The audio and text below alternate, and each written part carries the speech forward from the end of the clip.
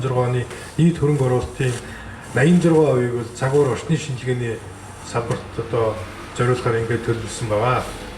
За та бас агаарын бохирдлын асуудлыг ярьж байна. За агаарын бохирдлыг бууруулах одоо үндэсний хорог шинээр зохион байгуулад мөн одоо байгаль орчин уур амьсгалын өөрчлөлтийн сайд удирдахаар байгаа.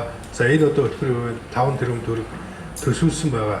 Гэхдээ одоо бид нар хэдийгээр төсөв мөнгө тавиад удирдлагын бүтцийг нааш цааш нь одоо өөрчлөлт байгаа боловч ер нь бодит үр дүнд хүрэхэд бол хол байгаа. Энийг шуудхан хэлэх ёстой. Ягаад гэвэл бид нар илүү сайн менежмент, илүү сайн одоо хөрөнгө санхүү, зохион байгуулалтын асуудлаа уялдан зохицуулж яж бол энэ асуудлын ард гарна.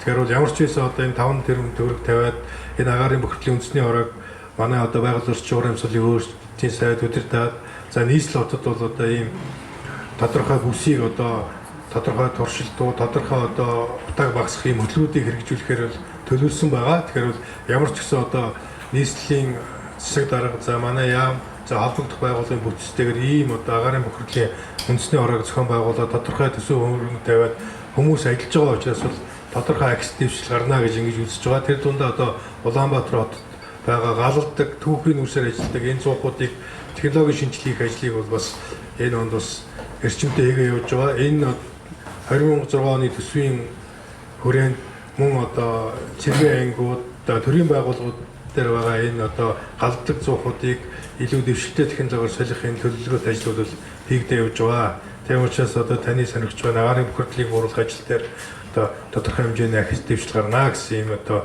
итгэл үнэмшилтэй бид нар ажиллаж байна. Баярлалаа. Гамбатрын асуултанд зөвлөлийн зүгээс тавьчихсан. Гишүүнийхээ зүгээс ч гэс хариулчаад тэгээ 3 асуулт тавьчаад тавьчихсан. Төсвийн доктортой үеийн зөвлөлийн гишүүн утхан туяа. Сая Гамбатрын тавьсан санал бол байгалийн нөөц ашигласны төлбөрийн орлогоос 15-аас 85%-ийг 5 нөөцөөсөө бид бүрдүүлээд буцаад зарцуулах ёстой. Орон нутагт бүрдэж байгаа удан төвлөрөл саарсан хамгийн зохистой ийм хөтөлбөр гэх юм уу байгаль орчин аялал жуулчны сайдын маш чухал хөтөлбөр. Тэгэхдээ энэ дээр яг хуу миний хувьд 19 онд ч богино хугацааны одоо зөвлөхөөр байгаль орчин аялал жуулчлалын яамны төсвүүдээр доктортой хөгжлийн зорилттой нь уялдуулж өрдөн чиглэсэн төсөвлөлтийн одоо зөвлөхөөр ажиллаж исэн. Тэр ч утгаараа 5.1 тэрбум төгрөгийг байгаль орчны салбар дээр газрын дөрөлт сэлжилттэй тэнцэх мөн одоо тусгай хамгаалалтын газар нутгийн менежментийг сайжруулахтай холбоотой нэмэлт саналыг бид нар гаргаад үр дүнтэй нь холбоод хамгаалаад бүр 22 оныг дуустал 2021-22 онд байсан харамсалтай нь энэс хойш яг энэ төсөвлөлт маань гүйцэд явж чадахгүй ингээд зогссон байгаа.